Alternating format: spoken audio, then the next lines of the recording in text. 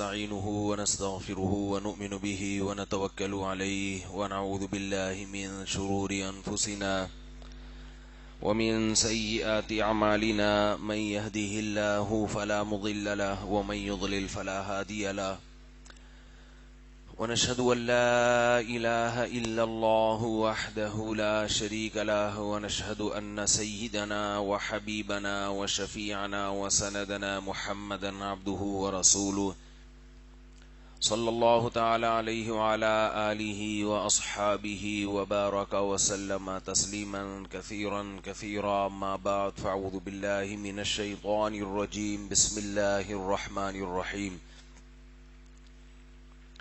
ألا إن أولياء الله لا خوف عليهم ولا هم يحزنون الذين آمنوا وكانوا يتقون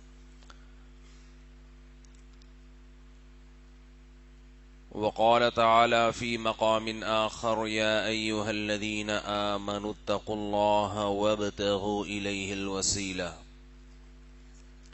وقال النبي صلى الله عليه وسلم الكيس من دان نفسه وعمل لما بعد الموت.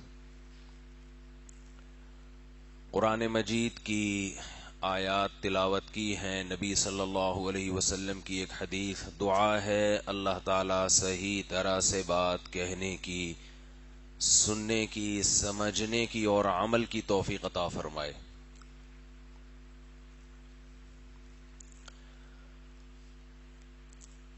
اللہ تعالیٰ نے آخرت بنائی، دنیا بھی بنائی، اور ہمیں بار بار یہ بتایا کہ تم مرنے کے بعد ختم نہیں ہو جاتے، لگتے ہو ایسے جیسے مر کے ختم، لیکن حقیقت میں ختم نہیں ہوتے.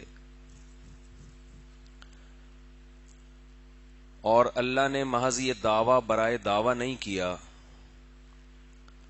بلکہ اس دعوے پر دلائل قائم کیے،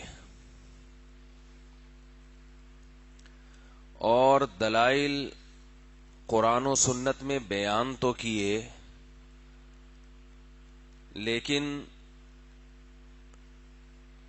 عقلی دلائل قائم کیے اس پر، وہ دلائل جن کا انکار کوئی ملحد بھی نہیں کر سکتا، جو مذہب کو نہیں مانتے وہ بھی اس کا انکار نہیں کر سکتے. اور بتایا کہ تم مرنے کے بعد ختم نہیں ہوگے، بلکہ ایک جہاں سے دوسرے جہاں میں ٹرانسفر ہو جاتے ہو. اس بارے میں لوگوں کے مختلف مذہبوں کے بہت سارے مختلف نظریات تھے، پہلے سے چلے آ رہے تھے.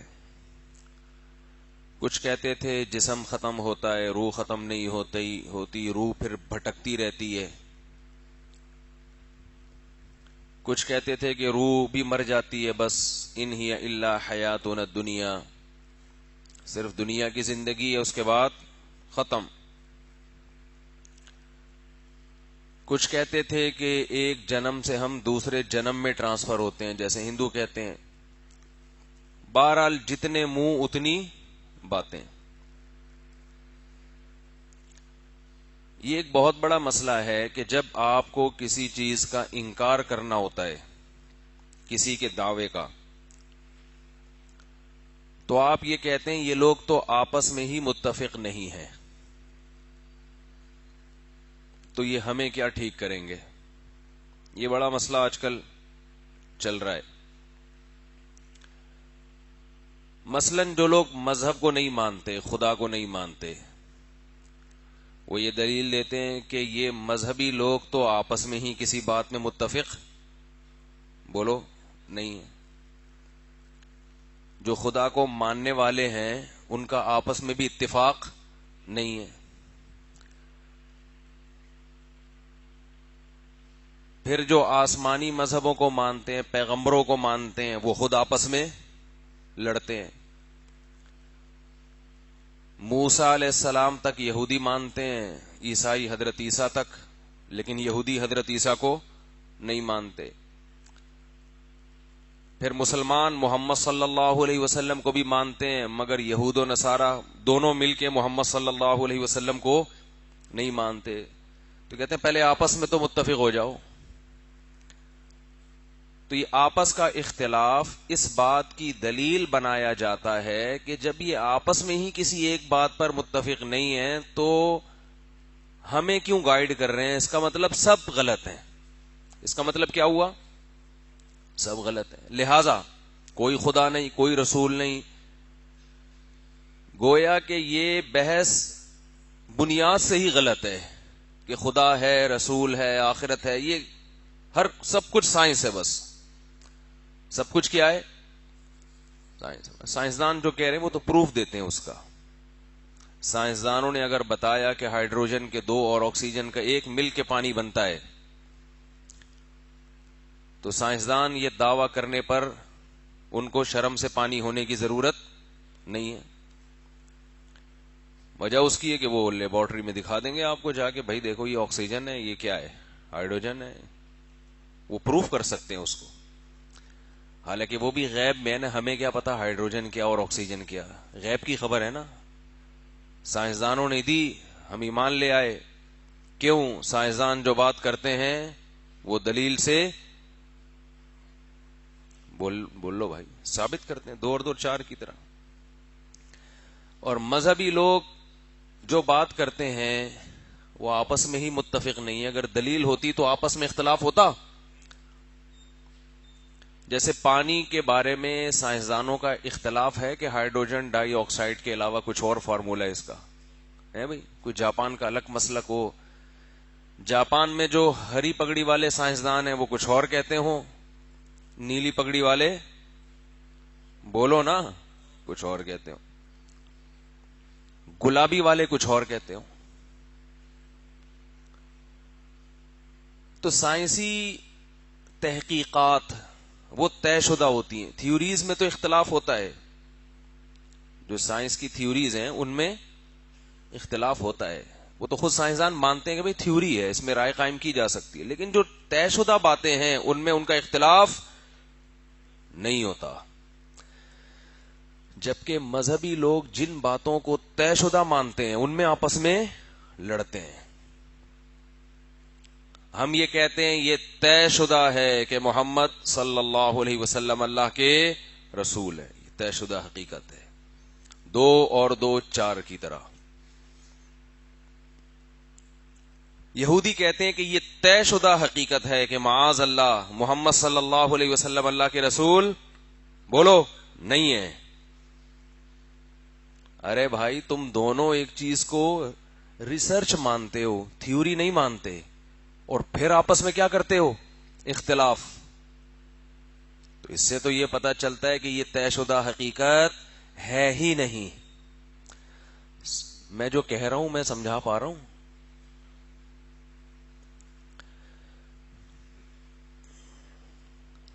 کچھ حقائق طے شدہ ہوتے ہیں، مانے نہیں جاتے. دیکھو علماء بیان کرتے ہیں پہلے فلسفہ بہت پڑھایا جاتا تھا. اب وہ یونیورسٹیوں سے جو اس طرز کا فلسفہ ہے شاید پڑھایا جاتا ہو، لیکن ہمیں کوئی ایسا فلسفی ملتا نہیں ہے. لیکن ظاہر ہے ہم نے کوئی ہر جگہ جا کے ریسرچ بھی نہیں کی ہے. دلائل کی نا 2 قسمیں ہوتی ہیں. کچھ دلائل ایسے ہوتے ہیں جس کو بدیہی کہا جاتا ہے. بدیہی، جس کا انکار کرنا آپ کے لیے ممکن ہے ہی نہیں. مشاہدہ، سورج نکلا ہوا ہے، دھوپ موجود ہے، دھوپ دیکھ کے آپ یقین کر لو گے کہ سورج بولو نا موجود ہے. اس میں کوئی رائے کا اختلاف ہو نہیں سکتا. کوئی ہو ہی نہیں سکتا رائے کا اختلاف اس میں. اب اگر روشنی ہے، دھوپ کی روشنی ہے، اس روشنی کو دیکھ کر وسیم بھائی یہ کہنے لگے کہ رات کے 12 بج رہے ہیں، میرا یہ دعویٰ ہے، اس میں کوئی اختلاف ہوگا کہ یہ غلط بول رہے ہیں؟ او بھائی یہ تو دھوپ بتا رہی ہے کہ رات کے 12 نہیں ہو سکتے اس وقت. اس کو کہتے ہیں بدیہیات. نظر آ رہا ہے. 2 اور 2 کتنے ہوتے ہیں بھائی؟ 4. 2 + 2 کتنے ہو گئے؟ سامنے. اس میں کون اختلاف کرے گا؟ کچھ دلائل ایسے ہوتے ہیں جن کو نظری کہا جاتا ہے، اس میں تھوڑی سی کھوپڑی استعمال کرنی پڑتی ہے. مثال کے طور پر ایک عام آدمی کو جس کو کالو کے لیٹر کا نہ پتا ہو، کیلکولیٹر کو میں پیار سے کالو کا لیٹر کہتا ہوں، جس کو کالو کے لیٹر کا، بچپن سے ہی ہم کہہ رہے ہیں کالو کا لیٹر، کیلکولیٹر ہوتا ہے نا، جس کو کالو کے لیٹر کا نہ پتا ہو، آپ نے اس سے کہا کہ 2 ضرب 358 اتنے ہوتے ہیں، وہ فوراً جواب دے دے گا؟ بولو نہیں. وہ یہ کہہ سکتا ہے بھائی ہو سکتا ہے ہوتے ہوں، ہو سکتا ہے نہیں ہوتے ہوں، مجھے کیا پتا بھائی. یا اس سے کہا گیا 356 کو 255 سے ضرب دو تو یہ جواب آئے گا، تو ایک دیہاتی آدمی کیا کہے گا؟ آئے گا یا نہیں آئے گا؟ وہ کہے گا پتہ نہیں بھائی، ہو سکتا ہے آئے گا، ہو سکتا ہے نہیں آئے گا.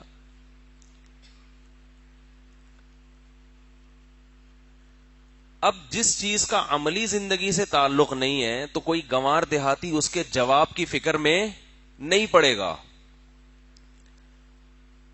کسی نے اس دیہاتی کو کہا کہ 256 کو 3 سے ضرب دیا جائے تو یہ جواب آتا ہے.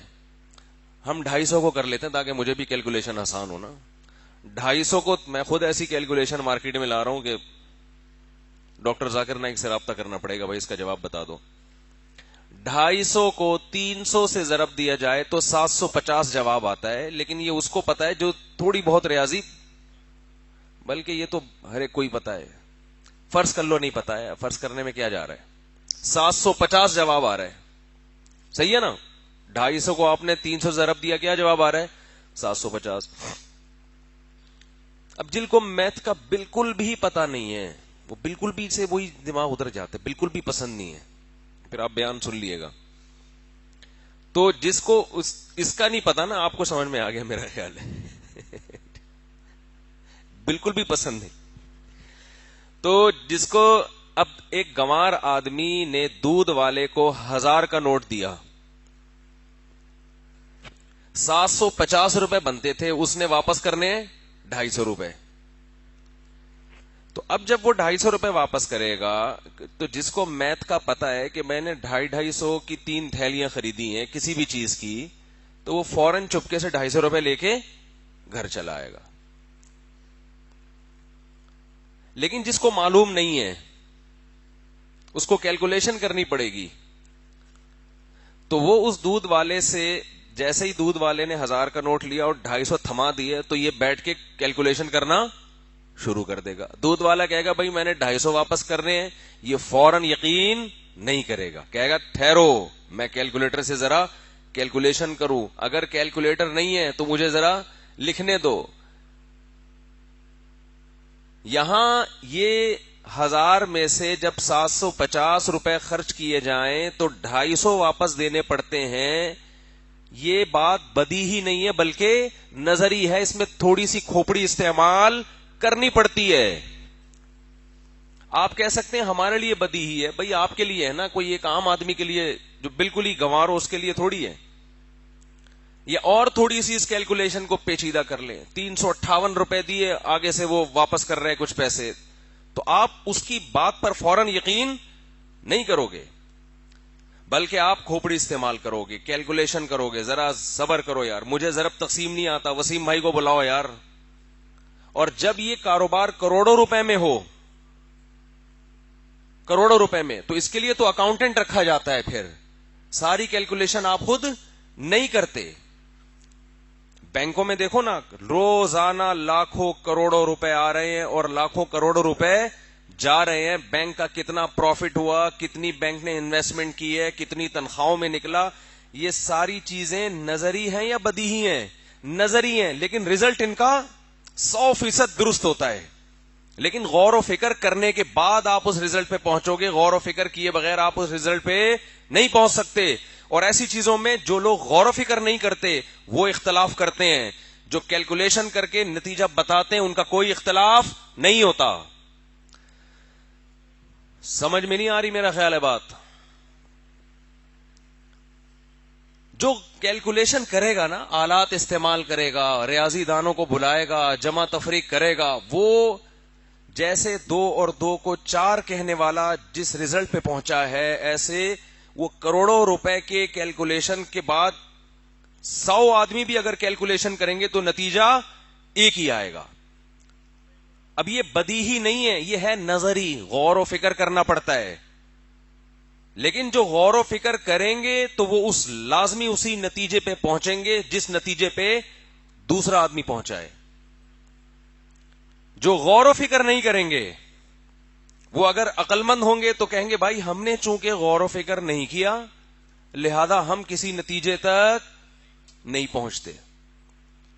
وہ کہیں گے ہمیں نہیں پتا. وہ کیا کہیں گے؟ بھائی ہمیں نہیں پتا، 358 کو 486 ضرب دیا تو یہ جواب آتا ہے، ہمیں کیا پتا، ہم نے غور ہی نہیں کیا اس بارے میں.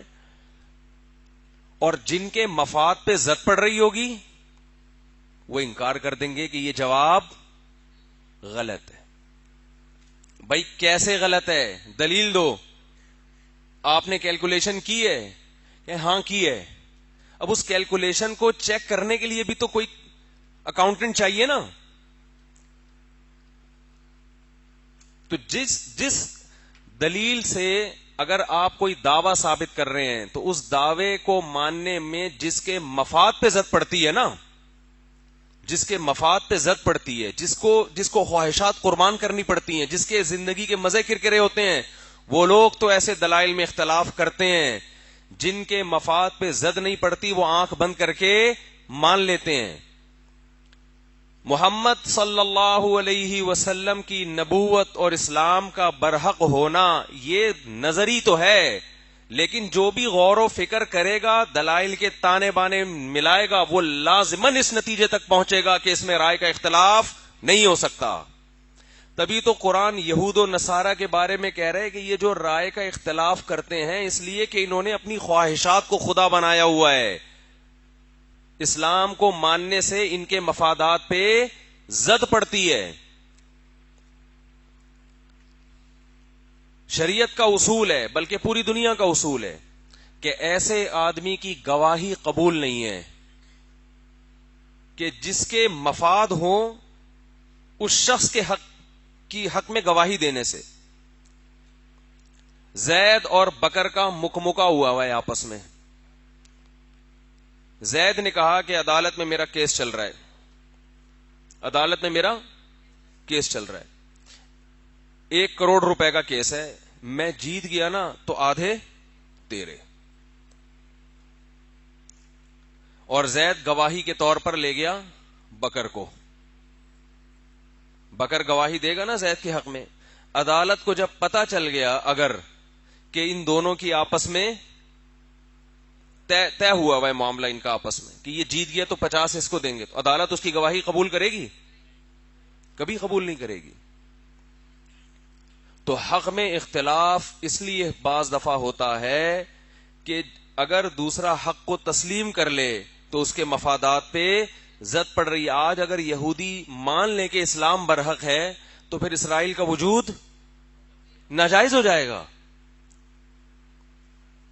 آج اگر دنیا کے غیر مسلم ریاستیں اسلام کو مان لیں کہ برحق مذہب ہے تو پھر ان کے جو اپنے آئین ہیں وہ کلعدم ہو جائیں گے. بتاؤ آج امریکہ مان لے کہ میں مانتا ہوں خدا ہے اور خدا نے محمد صلی اللہ علیہ وسلم کو بھیجا اور اسلام برحق ہے، تو سوال پیدا ہوتا ہے پھر آپ اسمبلی میں قانون سازی کیوں کر رہے ہو؟ پھر اس خدا کو مانو نا، اس نے جو قانون بنایا ہے. وہ تو زنا کی اجازت نہیں دیتا، وہ تو شراب پینے کی اجازت نہیں دیتا. مانے تو سارا سسٹم کیا ہو جائے گا؟ ختم. تو 2 اور 2 4 کی طرح اللہ نے اپنے نبی صلی اللہ علیہ وسلم کی نبوت کے دلائل اس آفاق میں پھیلا دیے ہیں. مگر یہ دلائل بدیہی نہیں ہے، نظری ہیں. وہاں نظری ایسے ہیں جب بدیہی سے بھی بڑھ کر ہیں، لیکن ہے نظری. غور کرنا پڑتا ہے. جو غور کرے گا وہ نتیجے تک پہنچے گا، جو غور نہیں کرے گا وہ ساری زندگی گمراہیوں میں ٹھوکریں کھاتا رہے گا. اور غور کرنے کے بعد نتیجے کو تک پہنچیں گے تو سب مانے گا وہ جو اپنی خواہشات کو ایک طرف رکھ دے. ورنہ درست نتیجے تک پہنچنے کے بعد بھی اس نتیجے کو مانے گا نہیں اس کو. آپ نبی صلی اللہ علیہ وسلم کی تعلیمات کا مطالعہ کریں، آپ کو آج بھی اسلام کے پیرالل دنیا میں کوئی قانون نظر نہیں آئے گا.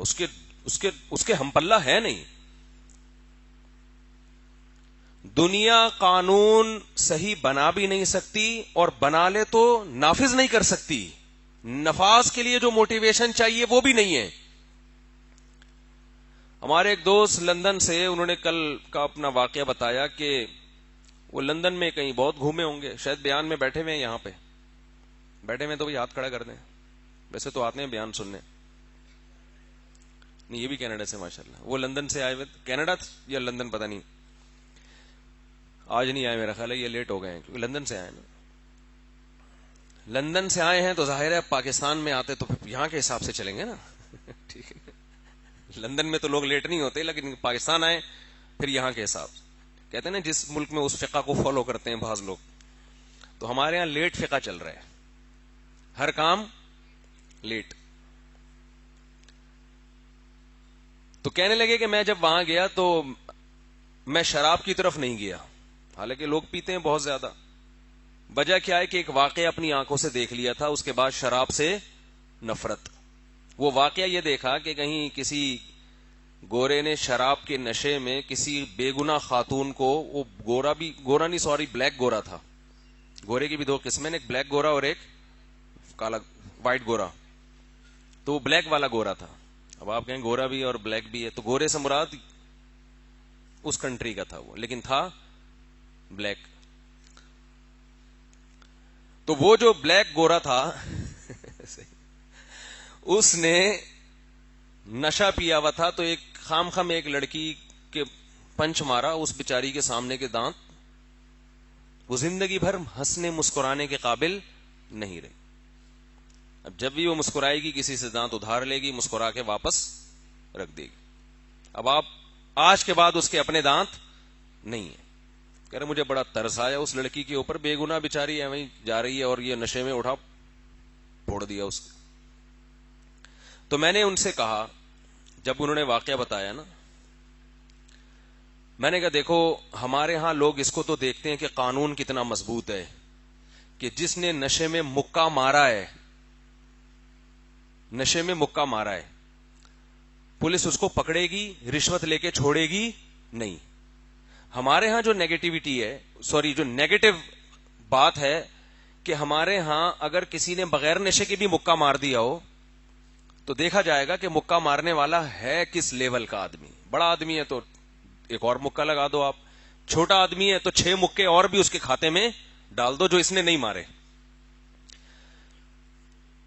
یعنی جتنے دانت ٹوٹنے کے کیس آئیں گے نا، اب قیامت تک کسی کے کھاتے میں، اس مجرم کے کھاتے میں جائیں گے. وہ جہاں بھی پولیس کو کوئی بغیر دانت کا نظر آئے گا، پولیس بلائے گی، ہاں بھائی کس نے توڑا گیا پتہ نہیں، لے آؤ یار وہی ہے نا، وسیم کو اٹھا کے لاؤ بھائی وہاں سے، اس نے فلاں خاتون کے دانت توڑے تھے، لہذا اس کے بھی کس نے توڑے ہیں؟ وسیم نہیں توڑے ہوں گے. ہمارے محلے میں بچپن میں ایک شخص نے چوری کی، لڑکا تھا نوجوان، بنگلے میں وہ لوگ مالک مکان گئے ہوا تھا کہیں 2-3 مہینوں کے لیے، تو یہ لوگ گئے وہاں چوری کر کے آ گئے، پکڑے گئے.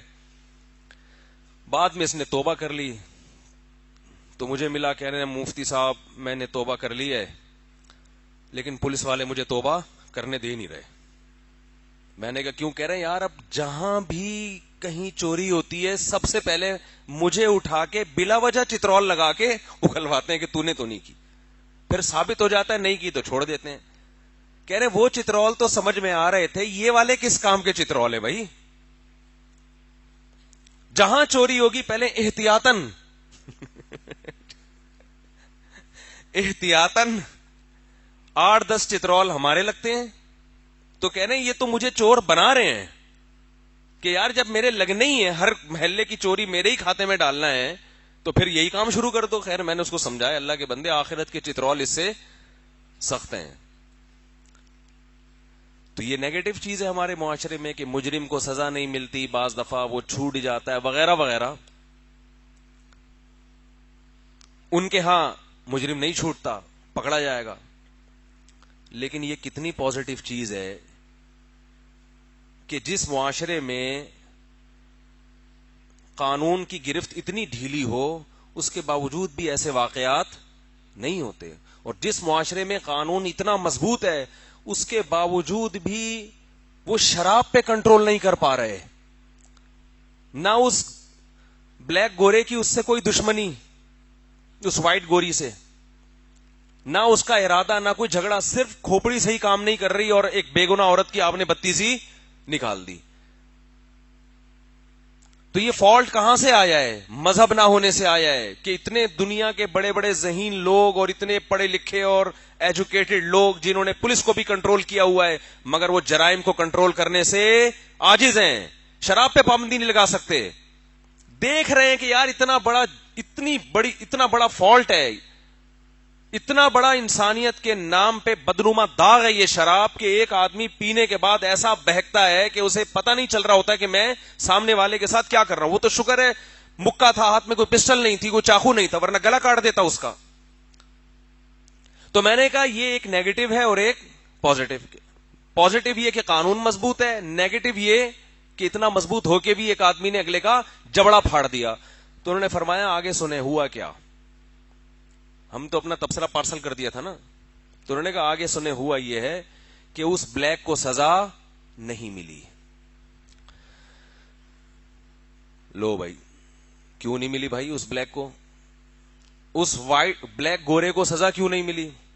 اس لیے کہ وہ تو نشے میں تھا, اس کا قصور نہیں ہے, جان کر تھوڑی کیا. اگلے کے دانت بھی گئے. یہ جب انسانی عقل قانون بناتی ہے تو اس کا یہ حال ہوتا ہے. پی کے آپ نے بندہ مار دیا, پی کے آپ نے ہو سکتا ہے 2-4 چترول یا کوئی جرمانہ تھوڑا بہت لگا ہو, کوئی وہ کیس نہیں بنا جو سچی مچی جاگتی حالت میں جب دانت توڑنے پہ کیس بنتا ہے. اسلام میں آپ شراب پی کے کوئی جرم کریں یا بغیر شراب کے کوئی جرم کریں, دونوں میں کوئی فرق بولو نہیں ہے. آپ نے نشے میں بندہ مار دیا تو شریعت کہتی ہے کہ جس بندے کو قتل کیا ہے اس کے وارثین آپ سے قصاص لیں گے, بالکل اسی طرح جیسے شراب کے نشے کے بغیر کسی نے بندہ مارا ہو. اس لیے کہ فقہا کہتے ہیں کہ ٹھیک ہے ابھی اس کا دماغ کام نہیں کر رہا تھا, شراب پینے سے پہلے تو دماغ کام کر رہا تھا نا, کہ میں پی کے کچھ بھی کر سکتا ہوں. بات آ رہی ہے سمجھ میں؟ ابھی دماغ کام نہیں کر رہا ہے کہ بندہ مار دیا اس نے. پینے سے پہلے تو پتا تھا کہ کتنے لوگ شراب پی کے بندے مار چکے ہیں, کتنے لوگ شراب پی کے ایکسیڈنٹ کر چکے ہیں, کتنے لوگ شراب پی کے دانت توڑ چکے ہیں. تو پینے سے پہلے کیا اس کو یہ ہوش نہیں تھا کہ میں پیوں گا تو کچھ بھی ہو سکتا ہے؟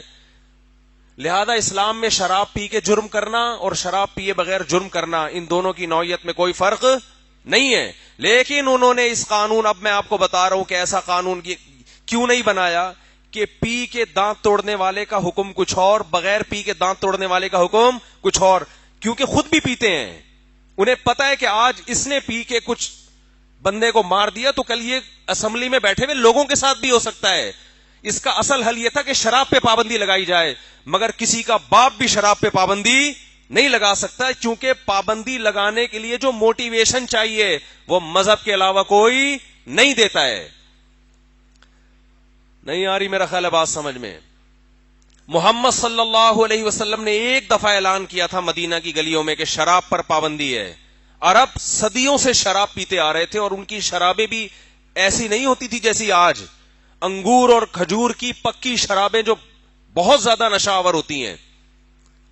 فقہا نے انگور کھجور کی شراب کا حکم الگ بیان کیا ہے, انگور کھجور کے علاوہ شراب کا حکم الگ بیان کیا ہے. شرابوں کے عادی تھے, مگر ادھر نبی صلی اللہ علیہ وسلم نے اعلان کیا اور مدینہ کی گلیوں میں شراب کے مٹکے بہا دیے صحابہ کرام نے.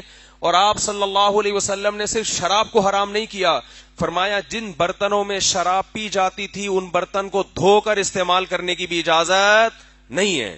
جن مٹکوں میں شراب بنتی تھی ان مٹکوں کو بھی توڑنے کا حکم دیا آپ نے.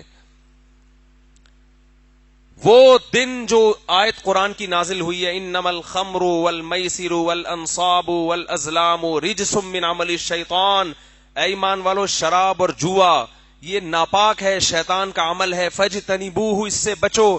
جس دن یہ آیت نازل ہوئی ہے اس دن سے لے کے 1400 سال تک یہ آیت مسلمانوں کو موٹیویٹ کر رہی ہے. اور آج بھی مسلمانوں میں اکثریت شراب سے دور ہے. جو پیتے ہیں وہ وہی زیادہ تر پیتے ہیں جو غیر مسلموں میں رہتے ہیں, جو وہاں سے خراب ہو کر آتے ہیں. تو قانون بنانے کی بھی طاقت نہیں ہے مذہب کے بغیر آپ کے پاس, اور اگر آپ کے ماہرین بیٹھ کر بنائیں تو اس کو نافذ کرنے کی بھی پاور نہیں ہے, مانے گا نہیں کوئی اس کو. یہاں میں ایک فقہی مسئلہ بھی بیان کر دوں کہ اگر کسی نے شراب پی کے بیوی کو طلاق دی تو طلاق بھی واقع ہو جائے گی. طلاق کے مسائل میں جتنا اسلام کے ساتھ مذاق اڑایا جا رہا ہے نا, میں سمجھتا ہوں اتنا کسی اور حکم میں مذاق نہیں اڑایا جا رہا. 2 منٹ لگتے ہیں آج لوگوں کو طلاق کے بعد مسلک چینج کرنے کے لیے. ہمارے کوئی ریلیٹو کا فون آیا کہ بھانجے نے 3 طلاقیں دی ہیں بھی پچھلے ہفتے, تو سب مدرسوں سے فتویٰ لیا 3 ہو گئی ہیں, تو مسلک چینج کر لیا اور پورا خاندان یا وہ میاں بیوی اہل حدیث ہو گئے. اہل حدیث علماء سے گزارش ہے کچھ اللہ کا خوف کرو. تمہارے پاس کوئی شخص طلاقیں دے کے حرام بیوی کو حلال کروانے کے لیے آتا ہے, اسے گلے مت لگاؤ, اس کو ڈراؤ اللہ کے عذاب سے کہ حرام بیوی کو حلال کرنے کے لیے آج تمہیں سمجھ میں آ رہا ہے کہ اہل حدیث صحیح ہوتے ہیں. ہم نے دیکھا بعض خوش ہو رہے ہوتے ہیں, گھر گھر جا کے اس کو اور مبارکباد دے رہے ہوتے ہیں. یہ مسئلہ بار بار بیان کرتا ہوں, اجماعی ہے, اس میں اختلاف نہیں ہے. 3 طلاقیں 3 ہی ہوتی ہیں. اس میں قرآن نے واضح بیان کر دیا, حدیث نے بیان کر دیا, بخاری مسلم کی حدیثیں اس میں. تمام صحابہ کا اجماع ہے اس مسئلے میں. کسی ایک صحابی سے کوئی ایک ضعیف سند دکھا دے جنہوں نے ایک مجلس کی 3 طلاق کو ایک کہا ہو. چاروں اماموں کا اجماع ہے. تو طلاقیں دینے سے پہلے سوچا کرو کہ میں کیا کہہ رہا ہوں زبان سے, فوراً چینج مسلک. وہ بھی بیٹھے ہوئے ٹھپے لگانے کے لیے فوراً چلو بھائی حلال ہو گئی. خدا کے غضب سے ڈرو یار, تم کانپ جانی چاہیے انسان کی روح کہ وہ کیا کر رہا ہے. حضرت عمر پہ یہ غلط الزام لگا ہے کہ انہوں نے 3 طلاق کا قانون بنایا. اگر نبی کے دور میں اکٹھی 3 ایک تھیں تو کیا حضرت عمر کو یہ اتھارٹی تھی کہ وہ 3 کو 3 کر دیں, حلال بیوی کو حرام کر دیں؟ یہ بات ایک 5ویں کلاس کے بچے کو سمجھائیں سمجھ میں آ جائے گی, ہمارے اہل حدیث علماء کی سمجھ میں نہیں آ رہی. تو آج علم میں عمق نہیں ہے, گہرائی نہیں ہے, حوالے ہیں. حدیث نمبر فلاں, حدیث کا یہ متن ہے.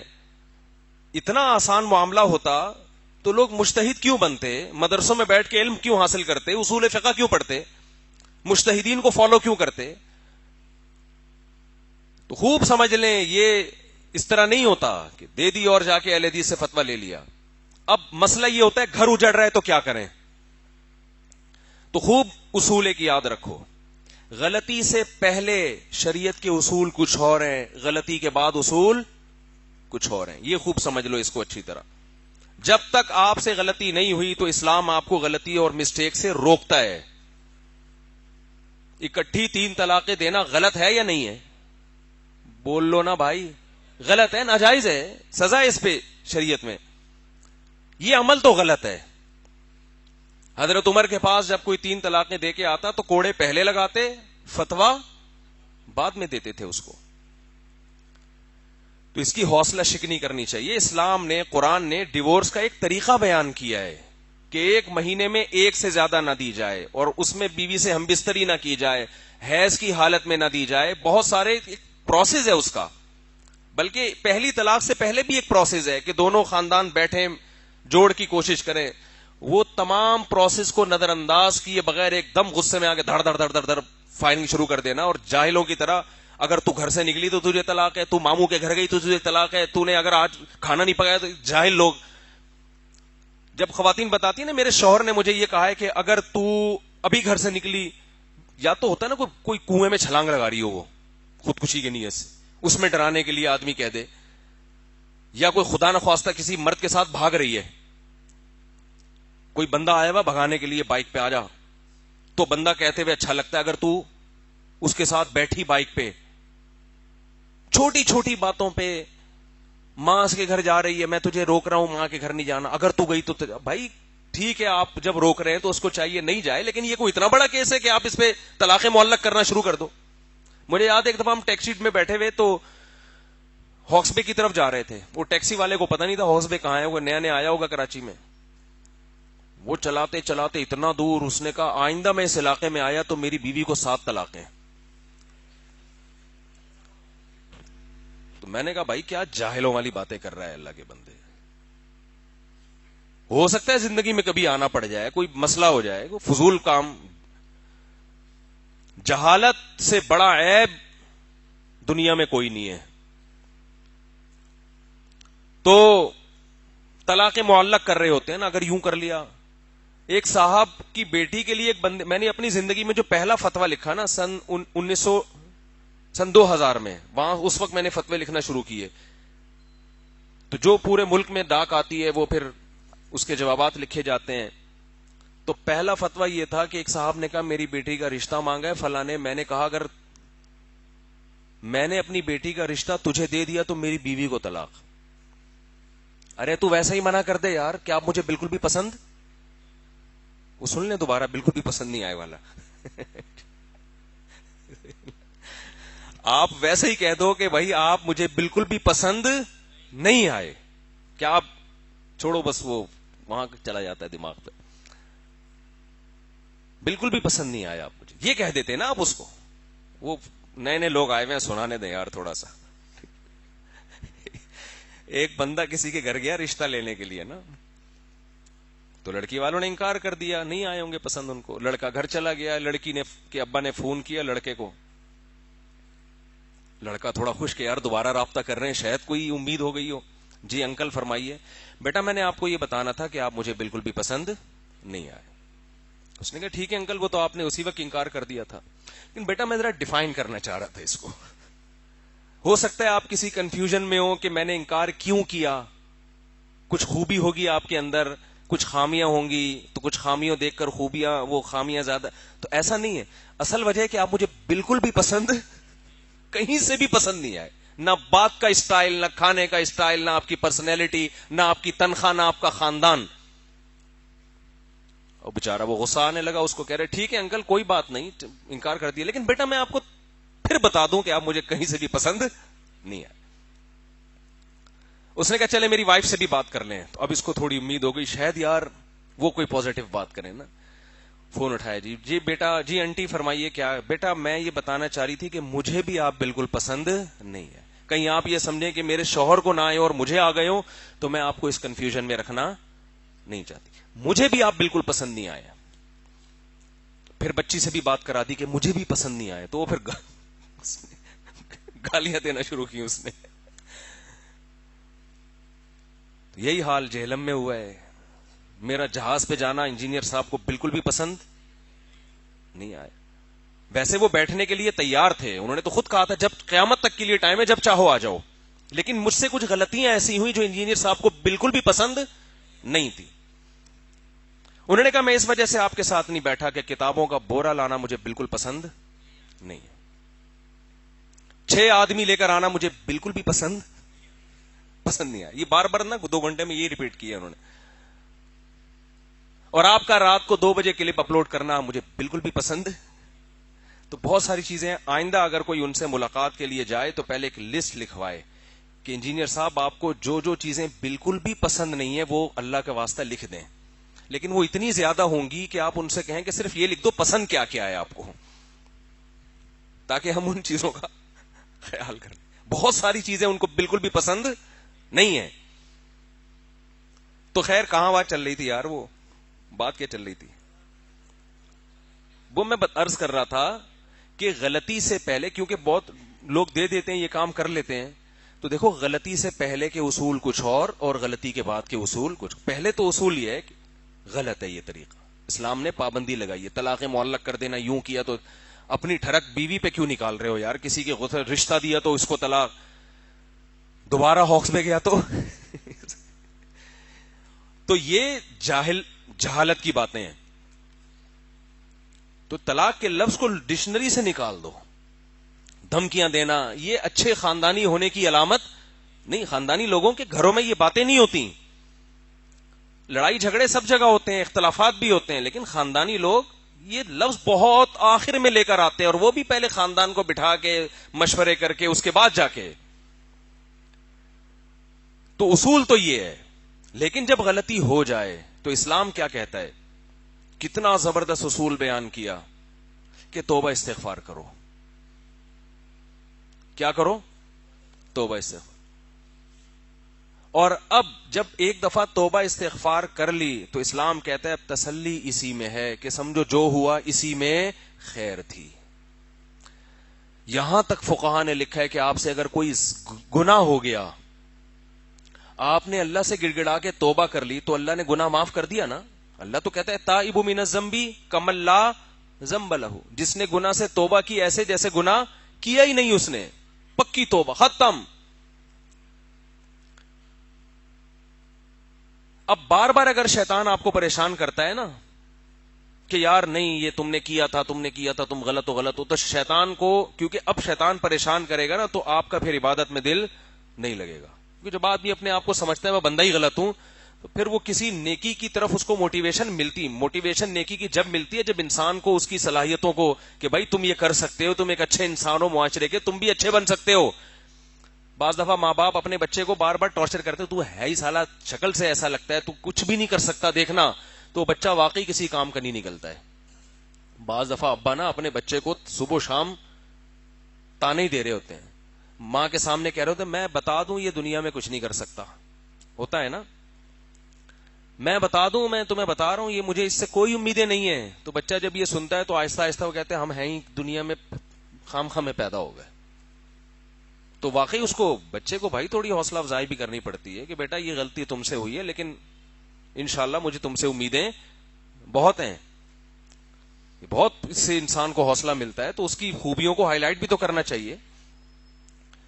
تو اب جب گناہ ہو گیا، توبہ بھی کر لیا آپ نے، ندامت بھی ہو گئی، اللہ کہتا ہے میں نے کیا کر دیا؟ معاف. لیکن بعض لوگوں کو تقوی کا ہیضہ بھی ہوتا ہے. تقوی تو اچھی چیز ہے لیکن تقوی کا ہیضہ صحت کے لیے بہت نقصان دہ. وہ خام خواہ میں نا بس نہیں ہم سے یہ ہو گیا تھا، پتہ نہیں ہمارا کیا بنے گا، پتہ نہیں کیا بنے گا. اس کا مطلب تم اللہ سے کو چیلنج کر رہے ہو، گویا اللہ معاف کر ہی نہیں سکتا تمہیں، تم اللہ کی رحمت سے آگے نکلنے کی، یہ بھی ایک قسم کا تکبر ہے. علماء کہتے ہیں گناہ ہو گیا، اچھی توبہ کر لی، پکی سچی مچی کی ہو گئی، بھول جاؤ اس کو. پھر بھی اگر شیطان بار بار اس کے وسوسے ڈال رہا ہے تو علماء کہتے ہیں پھر انسان کو یہ سوچنا چاہیے بھائی مقدر میں ایسا ہی لکھا ہوا تھا، یہ تو ہو کے رہنا تھا بس. اور اس کے فائدوں پر غور کرو. فائدہ کیا؟ اس سے تواضع پیدا ہوئی ہے کہ بھائی ہم تو اتنے بڑے فنٹر نہیں ہیں، ہم سے تو غلطیاں بھی ہوتی ہیں. آدم علیہ السلام سے غلطی ہوئی، ان میں اور تواضع پیدا ہو گئی نا. کیا خیال ہے؟ بعض دفعہ تقوی سے تکبر بھی آ سکتا ہے. گنہگار میں تکبر کے چانسز، بول لو نا، کم ہے، یہ کیا جا رہا ہے اس میں؟ بولو. گناہ گار میں تکبر کے چانسز کیا ہوتے ہیں؟ تھوڑے کم ہوتے ہیں. بھائی ہماری تو ماضی ایسے گزرا، ہم کیا فخر کریں کسی کے سامنے. ٹھیک ہے اب بڑے فنٹر بنے ہوئے پھر رہے ہیں لیکن ماضی میں تو ہم سے یہی ہو سکا ہے، اب تو ہم تو کسی فخر ہی نہیں کر سکتے. تو یہ پازیٹو اس کا ایک وہ ہے. حدیث میں آتا ہے کہ اگر ساری دنیا کے سارے انسان گناہ مکمل چھوڑ کے نیک پرہیزگار بن جائیں، اللہ ان کو ختم کرے گا، ایسے لوگوں کو پیدا کرے گا جن سے گناہ ہو اور پھر وہ اللہ سے توبہ کریں، گڑگڑائیں. یہ گڑگڑانا بھی اللہ کو پسند ہے. اس کا مطلب نہیں کہ گناہ کرنا شروع کر دیں، یعنی گناہ سے توبہ کے وقت جو انسان گڑگڑاتا ہے اور اس کی وجہ سے جو تواضع پیدا ہوتی ہے کہ اپنے آپ کو فنٹر نہیں سمجھتا، یہ ادا بھی اللہ کو پسند آتی ہے.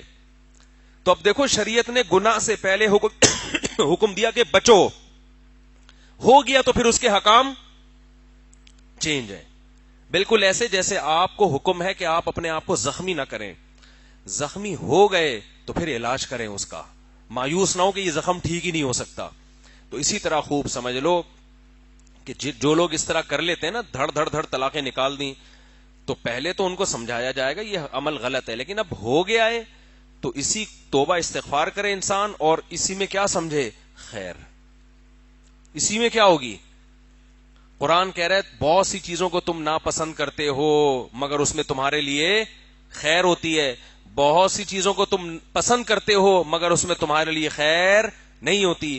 تو تو اب طلاقیں دینے کے بعد فتویٰ لے کے بیوی کو رکھوانا، اس میں آپ کو بظاہر خیر نظر آ رہی ہے، لیکن سمجھ لو اس خیر میں بہت بڑا شر چھپا ہوا ہے، کیونکہ یہاں شریعت کے حکم کو توڑا جا رہا ہے. تو اب اگر آپ نے شریعت کے حکم کو فالو کیا تو عین ممکن ہے جو گناہ آپ سے ہوا ہے اللہ اس گناہ کی اس حکم کی برکت سے تلافی کر دے. اللہ کہے کہ یہ نادم ہے طلاقیں دینے کے بعد، لیکن یہ اسلام کے حکم کو فالو کر رہا ہے، بیوی اس کو محبوب ہے، بچے محبوب ہیں، لیکن اللہ کی خاطر یہ جدائی اختیار کر رہا ہے، تو عین ممکن ہے شریعت کے اس حکم کو فالو کرنے میں اللہ آپ کے لیے بہت ساری خیریں ڈال دے، اسی میں خیر کر دے اللہ تعالیٰ. یہ خیر اور شر تو اللہ کے ہاتھ میں ہے نا. تو جو گناہ اس سے ہوا تھا اس کی سزا بھی ملے گی اور اس کی انشاءاللہ تلافی بھی ہوگی. اور قرآن کہہ رہا ہے وَإِن يَتَفَرَّقَا يُغْنِ اللَّهُ كُلًّا مِّن سَعَتِهِ، اللہ دونوں کو غنی کر دے گا، اس کے لیے بھی انتظام کر دے گا، آپ کے لیے بھی انتظام کر دے گا. تو جو کام ہو جائے پھر اس میں شریعت کا حکم یہ کہ سمجھو کہ اسی میں کیا تھی، خیر تھی. خام خام میں پھر رشتہ دار زبردستی جوڑنے کی کوشش کر رہے ہو اور ان کو زیادہ لتاڑا بھی نہ کرو. اب ایک آدمی نے اس طرح کر دیا، طلاقیں نکال دیں، پہلے تو روکو ہو گئی ہیں، تو اب اتنا نہیں بھڑکاؤ ان کو ایک دوسرے کے بارے میں، یہ کیا کیا تم نے، اور بھائی اسی میں خیر ہوگی، کوئی بات نہیں، محبت سے نہیں رہ سکتے تھے، اب کوئی مسئلہ نہیں ہے. صحابہ کے دور میں بھی طلاقیں ہوئی ہیں، تابعین کے دور میں بھی ہوئی ہیں، کوئی بات نہیں بھائی. یہ رشتہ جیسے آسمان پہ بنا ہے، ٹوٹا بھی کہاں ہے؟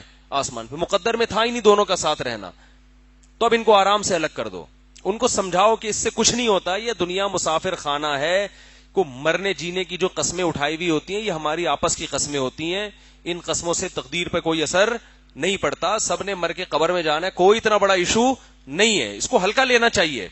ہمارا معاشرہ اس کو بہت بڑا بنا دیتا ہے. خیر جو میرا بیان چل رہا تھا جلدی سے اس کو سمیٹتا ہوں. تو بات یہ چل رہی تھی کہ اس دلائل جو ہے نا، دلائل یہ جو ملحد لوگ، ایتھیس لوگ اور اسلام دشمن لوگ کہتے ہیں یہ تو آسمانی مذاہب کا آپس میں اختلاف ہے، پہلے یہ تو کسی ایک بات پہ جمع ہو جائیں. بھائی جمع اس لیے نہیں ہوتے کہ جن دلائل کے نتیجے کو ماننے میں لوگوں کا مفاد ہوتا ہے ان دلائل پر کبھی بھی لوگ جمع، اس کے نتائج پہ کبھی بھی جمع نہیں ہوتے. یہ تو دنیا میں اس کا تجربہ ہے. تبھی تو قیامت تک خیر اور شر ساتھ ساتھ چلتی رہے گی. اور ایسے لوگوں سے ہم ایک بات یہ بھی کہتے ہیں کہ آپ بھی تو اختلاف کر رہے ہو نا. اگر کوئی انسان کے علاوہ تیسری مخلوق آ جائے اور اس کے ذمے لگایا جائے کہ انسانوں کے آپس میں جو نظریاتی اختلاف ہیں اس میں بتاؤ کون، اس میں بتاؤ صحیح کون ہے، تو کہ میں کیسے فیصلہ کروں، یہ تو سب آپس میں اختلاف کر رہے ہیں. ملحد لوگ اختلاف کر رہے ہیں کہ سرے سے خدا ہے ہی نہیں، تو لہذا ان کی بات بھی میں نہیں مانوں گا کیونکہ دوسرے ان کی بات کا انکار کر رہے ہیں. تو اختلافات میں لڑنے والوں میں یہ نہیں دیکھا جاتا کہ چونکہ یہ لڑ رہے ہیں لہذا سب غلط ہیں، بلکہ آپ کی ذمہ داری یہ ہوتی ہے کہ ان میں یہ دیکھیں کہ ان میں کس کی لڑائی برحق ہے اور کس کی لڑائی باطل پر ہے.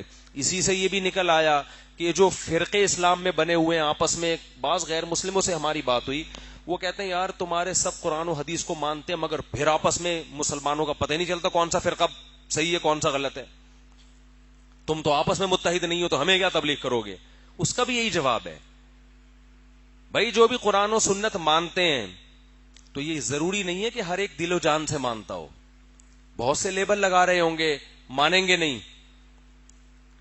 تو جہاں آپ کی یہ ذمہ داری ہے کہ آپ یہ دیکھیں کون سا مذہب درست ہے، وہیں آپ کی یہ بھی ذمہ داری ہے کہ آپ یہ بھی دیکھیں ان مذہب میں جو مختلف فرقے ہیں ان میں کون سا فرقہ درست ہے، یہ بھی آپ کی ذمہ داری ہے. یہاں لوگ کہتے کیسے پہچانے، اتنے وہ کچھ اور کہہ رہا ہے وہ کچھ اور کہہ رہا ہے. آپ کچھ دن علماء کی محفلوں میں بیٹھ کے دیکھیں، ان کے طور طریقے دیکھیں، 2 اور 2 4 کی طرح آپ کو پتا چل جائے گا. کیلکولیشن اگر مختلف ہے تو ذرا کالو کا لیٹر استعمال کر کے دیکھیں تو آپ کو پتا چل جائے گا 356 کو 847 سے ضرب دینے سے جواب کیا آتا ہے. لیکن آپ کالو کا لیٹر لینے کے لیے تیار ہی نہیں ہو اور آپ وہ وسائل اور ذرائع ہی استعمال نہیں کر رہے جو درست نتیجے پہنچنے کے لیے ضروری ہیں، تو پھر یہ کالو کے لیٹر کا بھی فالٹ نہیں ہے، یہ جو نتیجہ بیان کر رہا ہے اس کا بھی فالٹ نہیں ہے، بلکہ یہ آپ کا فالٹ ہے کہ آپ اس پہ تحقیق کرنے کے لیے تیار نہیں ہو. سمجھ میں آ رہی ہے بات کہ نہیں آ رہی ہے؟ تو اللہ نے ہمیں میرے بھائی 2 اور 2 4 کی طرح قرآن میں بتایا ہے اور براہین قاطعہ واضح دلائل کے ساتھ بتا دیا ہے کہ ان الدین عند اللہ الاسلام، اللہ کی نظر میں اسلام کے علاوہ کوئی اور دین نہیں ہے. تو آپ کے پاس نجات کا راستہ اس کے علاوہ ہے نہیں.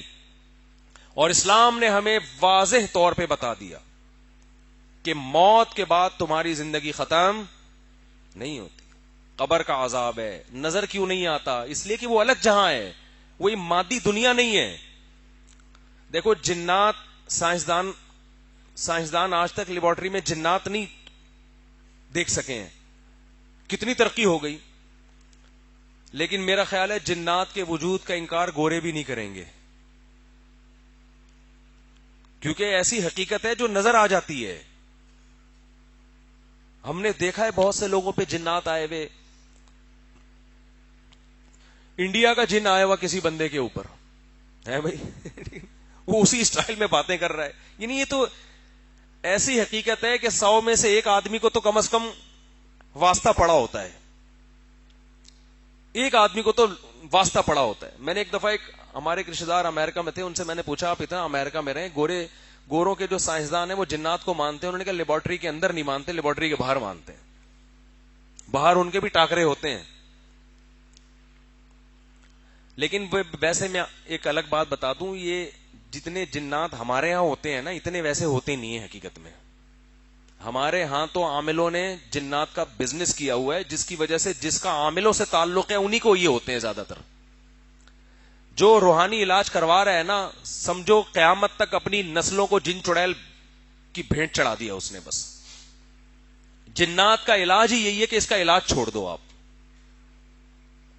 جو پراپر جس کو علاج سمجھا جاتا ہے نا, اس کے بعد سورہ فلق سورہ ناس پڑھ کے دم کرو, جنات ویسے ہی بھاگ جاتے ہیں کہ یار اس بندے کے ہاں دال ہماری غلطی. جو علاج کرائے گا نا عاملوں کے پاس جا کے, اور عامل کا جب لفظ آئے تو پھر یہ نہیں کہا کرو وہ بزرگ عامل, وہ حضرت دیوبندی ہیں, وہ اہل حدیث ہیں, تو وہ تبلیغی ہیں.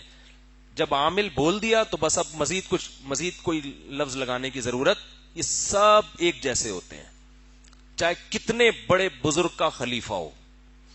آپ کو میرا یہ دعویٰ مبالغے پر مبنی لگتا ہے, لیکن اگر نیوٹرل ہو کے گھسو گے نا, ان کی تحقیق کرو گے, تو آپ کو لگے گا یہ میں نے ایک چھوڑو, ابھی پھر وہ سمجھ جائیں گے میرے بارے میں نے نام لے کے عاملوں پہ رد کرنا چھوڑ دیا ہے. خام خواہ کی دشمنی ہے بلا وجہ. پھر ان کے مریدین بعض دفعہ ہمارے بزرگوں میں سے ہوتے ہیں.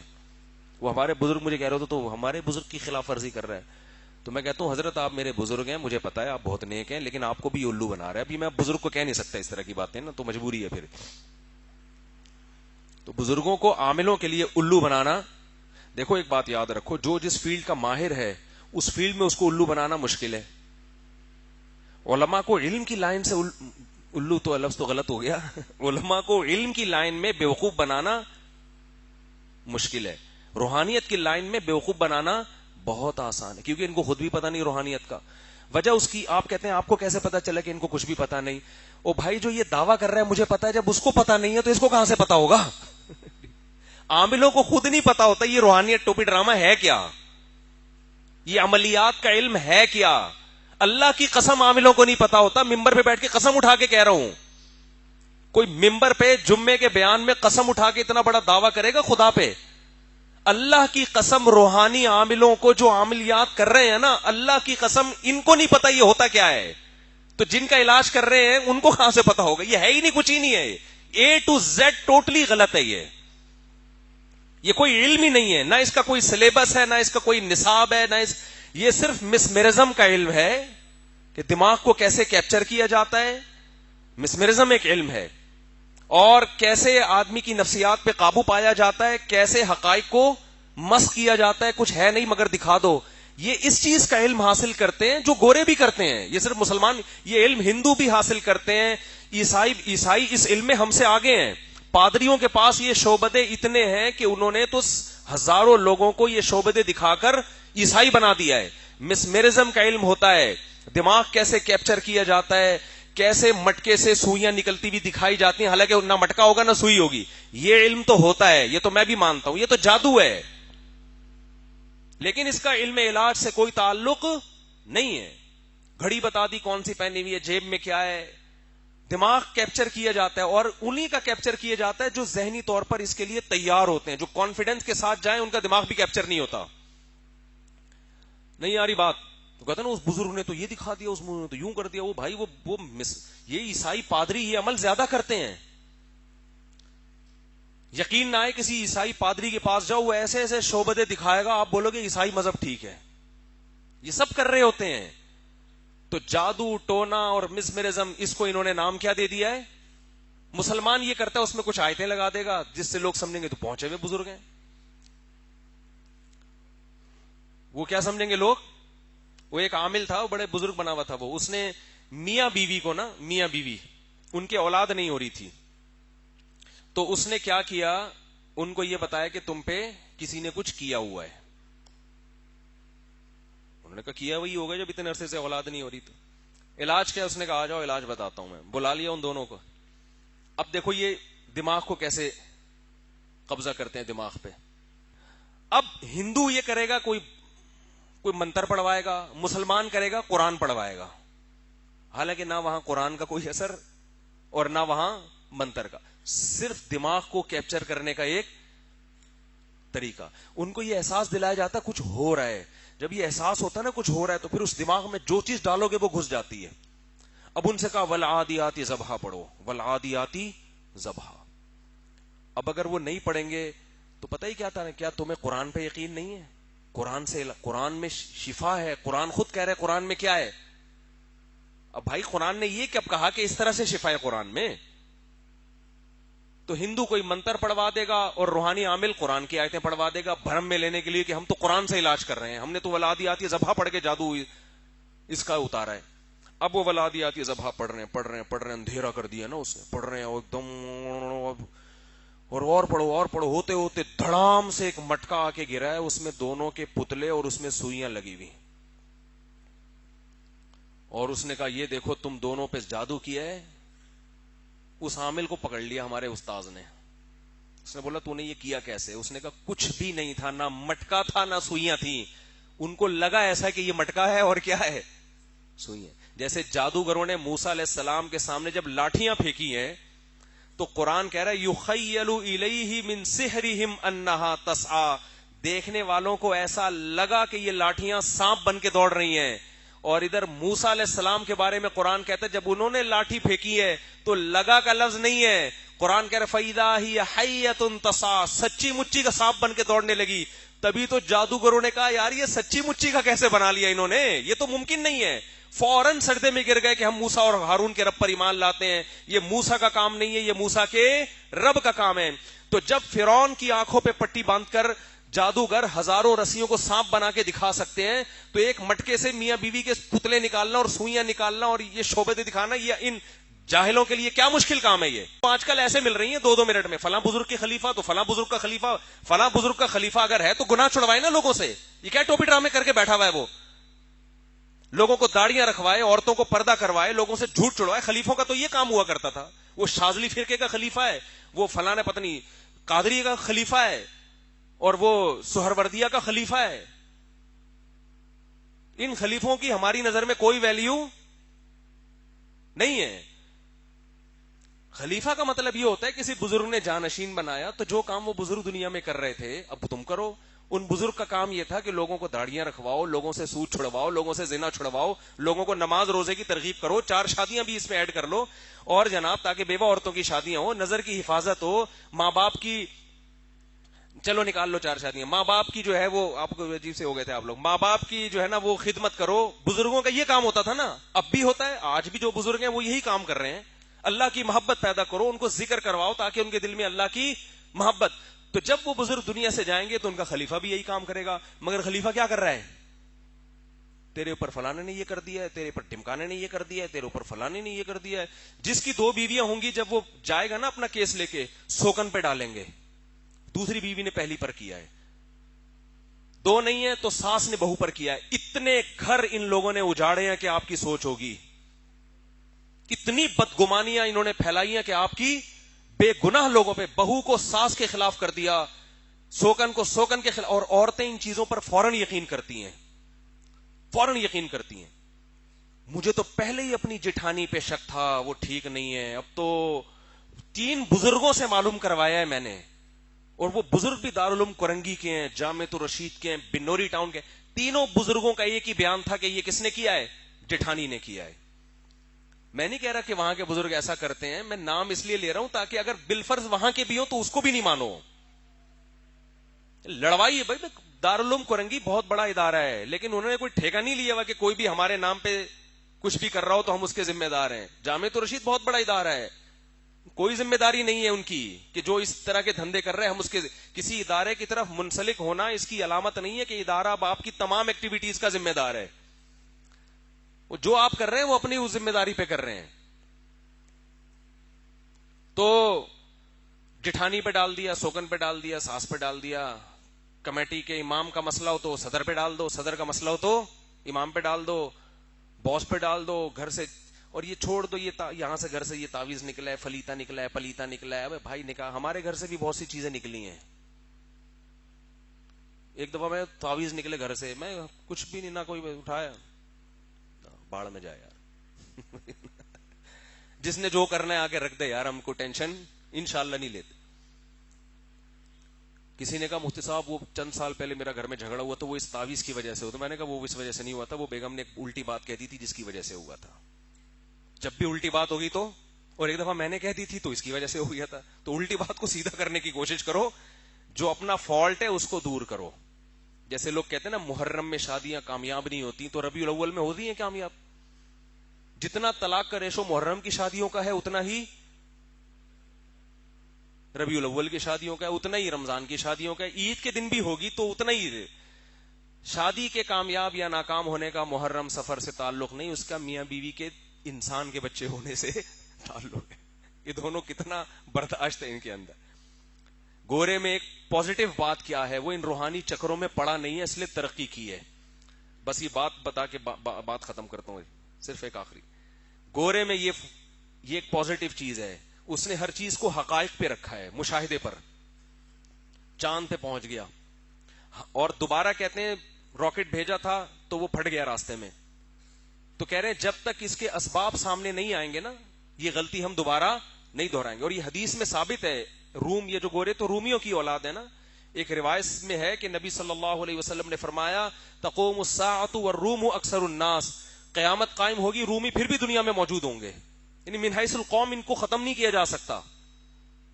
اس کی وجہ صحابی نے بیان کی, وجہ اس کی ہے کہ جب یہ ان سے ایک غلطی ہوتی ہے تو اس غلطی کو یہ دوبارہ نہیں دہراتے. ان کی ماہرین بیٹھ کے غور کرتے ہیں کہ یہ ہوئی کیوں ہے.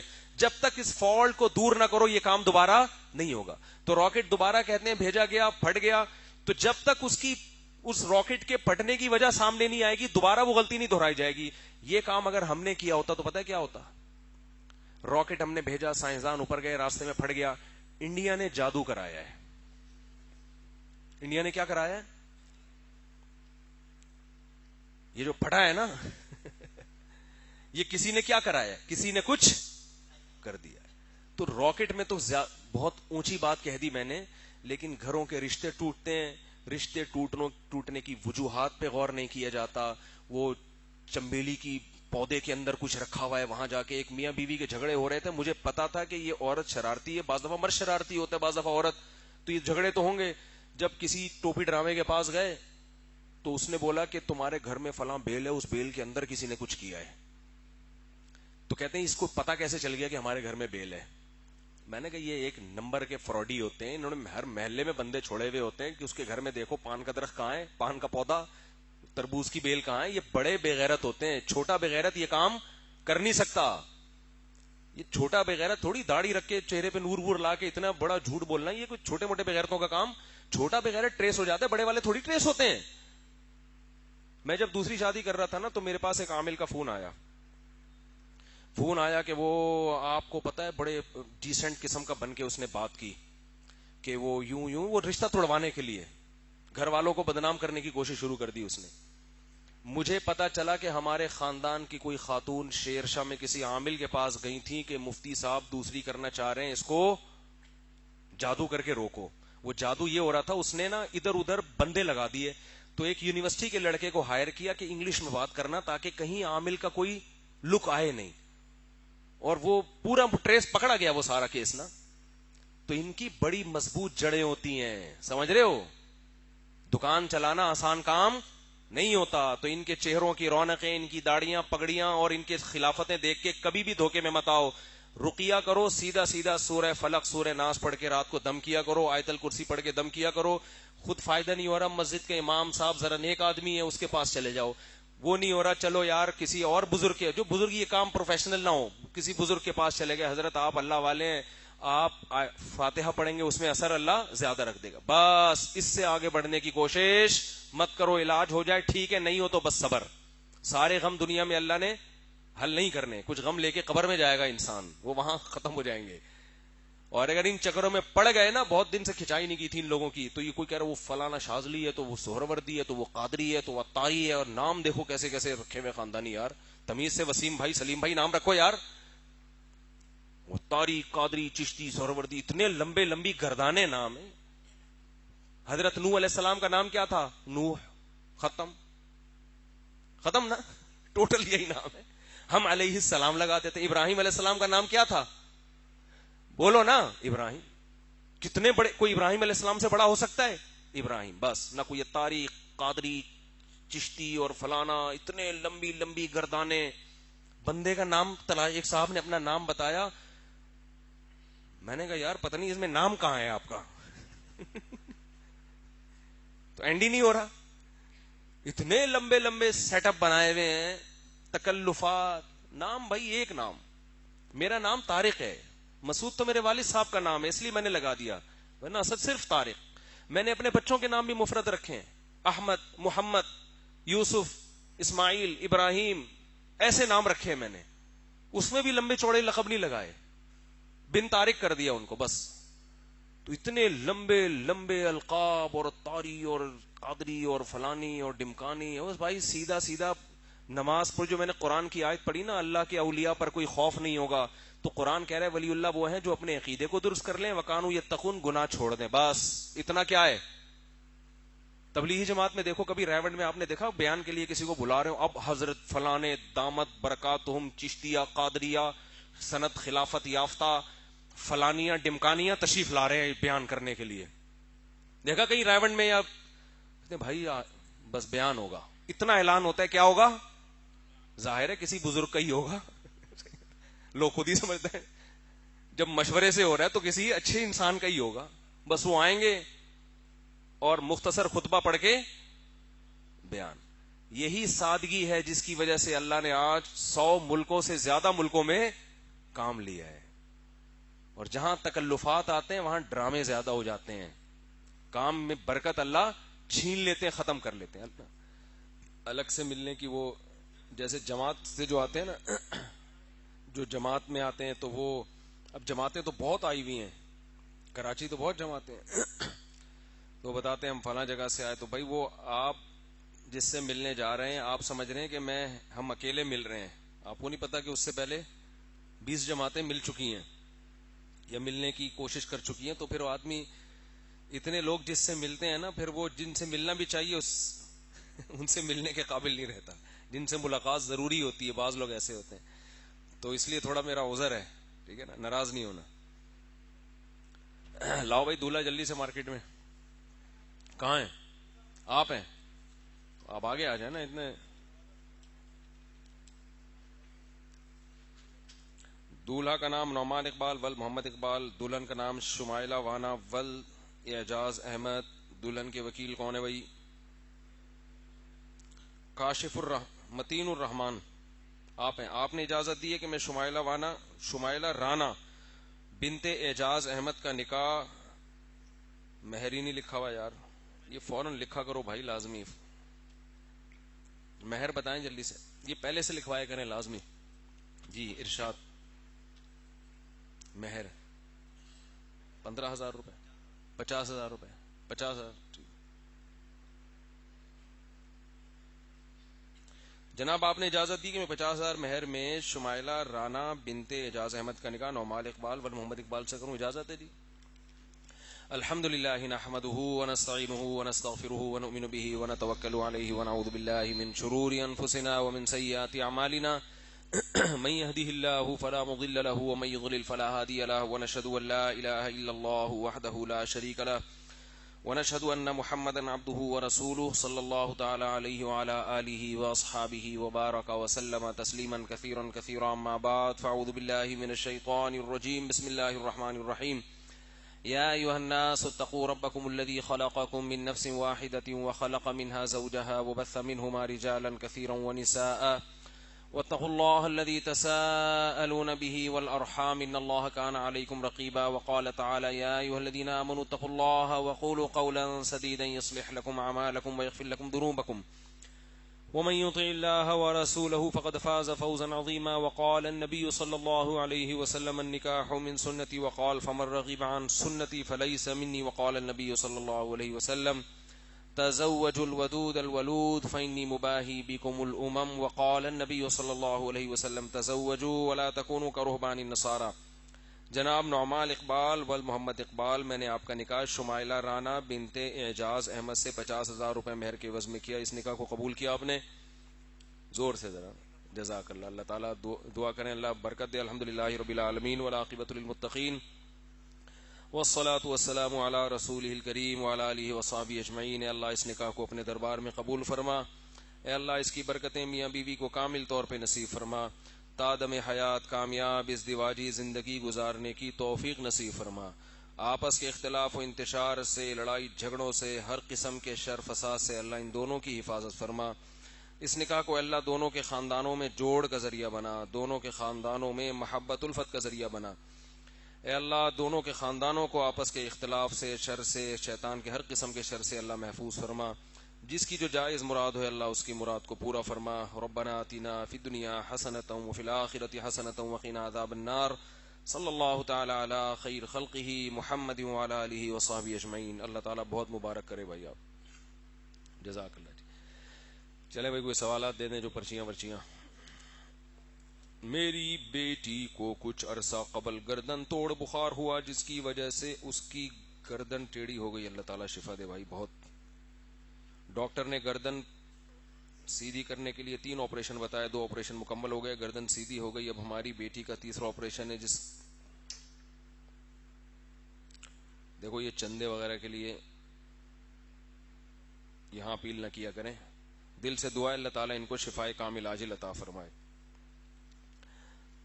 آکشن یعنی دیکھو یہ جو لوگ مجھ سے آ جاتے ہیں نا ایک دم کہ میرے یہ حالات ہیں، میرے یہ حالات ہیں، ہو سکتا ہے واقعی بیچارے مستحق ہوں، لیکن میرے پاس ایسا کوئی معیار نہیں ہے. کیونکہ میں نے اگر اس طرح شروع کر دیا نا جو لوگ گھر پہ آ رہے ہیں مسجد میں آ رہے ہیں تو پھر تو ایک لائن لگے گی. ایک دفعہ ایک خاتون کو دیکھا میں نے، بیچاری بہت مسکین اور بہت ہی، تو وہ گھر پہ آ گئی. مجھے لگا کچھ مسکین ہے، اس نے کوئی 50 روپے مانگے تھے، میں نے اس کو 5,000 دے دیے. میں نے کہا یار اگر غریب ہے تو 50 میں کیا ہوگا. وہ مسئلہ ہی بن گیا میرے لیے. وہ 4 خاتون کو اور لے آئی، پھر ایسے دھرنے دیے اس نے کہ ہٹنے کا نام نہیں لے رہی گھر کے. تو وہ یہ چیز انسان کنٹرول نہیں کر سکتا. تو میں غریبوں کے ساتھ تعاون کرتا ہوں، لیکن جو مجھ سے مانگتا ہے اس کے ساتھ نہیں کرتا. میں نے اصول بنایا ہے، میں خود ہی ٹریس کرتا رہتا ہوں. مجھے مستحق نظر آئے تو خود آفر کرتا ہوں. میں اس کو خود مجھے کوئی نظر آتا ہے نا، کوئی سمجھ میں آئے تو میں خود پھر اس سے رابطہ کرتا ہوں. تو میرا اصول یہ ہے کہ مانگنے والے کو میں نہیں دیتا. یہ اصول بنایا ہوا ہے. مانگنے سے میری مراد جو گھر پہ آئے یا مسجد میں آ کے اپیل کرے تو ان کو میرا ایک ضابطہ ہے. ہو سکتا ہے ان میں مستحقین ہوں لیکن اس کو ہم سنبھال نہیں سکتے کہ کس کس کے ساتھ. پھر وہ بعض دفعہ فراڈی بھی ہوتے ہیں. یا تو ہر آدمی کے ہر مانگنے والے کے گھر جا کے دیکھو تو وہ بھی ایک بڑا لمبا چوڑا حساب ہے. تو اتنا انسان کو کام کرنا چاہیے جتنا برداشت کر سکتا ہے. تو ایک اصول بنایا ہوا ہے کہ ہم جو بھی زکوٰۃ کے مستحقین مجھے خود نظر آ جائیں کہ یار یہ ہیں. ایسے لوگ بھی ہیں جو ہوتے ہیں مستحق بتاتے نہیں ہیں، تو میں خود ان کے حالات کا جائزہ لیتا ہوں. تو پھر میں کوشش کرتا ہوں ان کے ساتھ زیادہ تعاون ہو جائے. 50 روپے کی بات نہیں ہوتی. پھر تو ہم نے اللہ کا شکر ہے بعض لوگوں کو روزگار کوشش کی ہے، ان کو دلا کے دے دیا کچھ لوگوں کو. تو جو اکثر ہم نے دیکھا ہے جو مانگتے نہیں ہیں وہ صحیح ہوتے ہیں، مستحق اگر نکلیں تو. جب بعض دفعہ یہ بھی ہوا کہ مانگتا نہیں تھا لیکن میں نے تحقیق کی، پتہ چلا کہ یہ مستحق ہے، میں نے دیا. تو 2-4 دفعہ جب دیا تو لگا کہ اب معاملہ کیا ہو رہا ہے، اب ان کو عادت پڑ گئی ہے. تو میں نے روک لیا ہاتھ وہاں سے. میں نے کہا اب نہیں ملے گا بھائی. تو عادتیں تھوڑی لوگوں کی خراب کرنی ہے. تو اس لیے یہاں پر چندے کی اپیل مجھ سے کسی ذاتی اس کے لیے نہ کیا کریں. آکشن یعنی نیلام شدہ مال یا کنٹینر خریدنا کیسا ہے؟ جائز ہے. جائز ہے بھائی. نیلامی تو حدیث سے ثابت ہے. آپ صلی اللہ علیہ وسلم کی خدمت میں ایک صحابی آئے, عرض کیا یا رسول اللہ, بھیک مانگی نا, تو آپ نے فرمایا کہ کچھ لے کر آؤ. گھر میں کلاڑا منگوایا, 1 درہم بکوا کے ان سے دستہ منگوایا, پھر ان کو کہا لکڑیاں لے کر آؤ, پھر اس کو آپ نے نیلام کیا. ان کے برتن گھر سے لے کر آئے تھے, اس کو نیلام کیا, تو جنہوں نے زیادہ بولی لگائی ان کو دیا. تو یہ نیلامی حدیث سے ثابت ہے. میرا سوال یہ ہے کہ اگر کوئی انسان نماز پڑھ رہا ہو, دیکھو ایک بات خوب یاد رکھو, بھکاری جو ہے نا, بھکاری, اس سے بس اللہ سے پناہ مانگا کرو کہ اللہ آپ کو لوگوں کے سامنے ہاتھ پھیلانے سے بچا کے رکھے. کیونکہ جہاں یہ چیز آئی ہے نا, پھر ساری زندگی انسان لوگوں کا محتاج رہتا ہے. آپ یہ سمجھتے ہیں کہ بھئی اتنے پیسے مل جائیں گے تو میری حاجت پوری ہو جائے گی, نہیں ہوتی. تو اس سے حتی الامکان جب تک کوئی انتہائی شدید ضرورت نہ ہو, کوئی بہت ہی کوئی بڑا مسئلہ نہ ہو نا, کوئی خدا نہ خواستہ کوئی مر رہا ہے آدمی, وہ تو پھر خنزیر بھی حلال ہو جاتا ہے اس کے لیے, ورنہ اس سے اپنے آپ کو بچا کے رکھو. اس کا بڑا چہرے کی رونق بھی ختم ہوتی ہے, انسان کی عزت بھی جاتی ہے, اور پیسہ آتا ہے نہیں. جو پیشہ ور بھکاری ہوتے ہیں نا مستقل, آپ نے کبھی کسی کو دیکھا آپ نے مالدار, یہ زندگی بھر ایسے ہی رہتے, حالانکہ یہ اتنا کماتے ہیں کہ آپ کی سوچ ہوگی لیکن شکل ان کی بھکاریوں والی رہتی ہے. تو اگر کسی نے جزوی ضرورت, جیسے ان بھائی نے جو ابھی پرچی لکھ کے دی, وہ تو ایک وقتی بیماری کے لیے نا, جزوی ضرورت تھی, وہ تو ظاہر ہو سکتی ہے کسی کو. تو بھکاری کا مطلب یہ نہیں ہوتا کوئی کسی وقت کسی سے کچھ پیسے مانگ لے تو بھکاری کا مطلب ہوتا ہے جو مانگتے رہتے ہیں. تو ان بھائی کو میں نہیں کہہ رہا, ان کی تو وقتی ضرورت ہوگی, بیماری کا انہوں نے تذکرہ کیا. سوال ہے جب ان کی ضرورت ہوگی تو میں تعاون کیوں نہیں کر رہا؟ تو میں نے ایک اصول بنایا ہوا ہے, تو اس لیے ان کو چاہیے کہ وہ کسی ٹرسٹ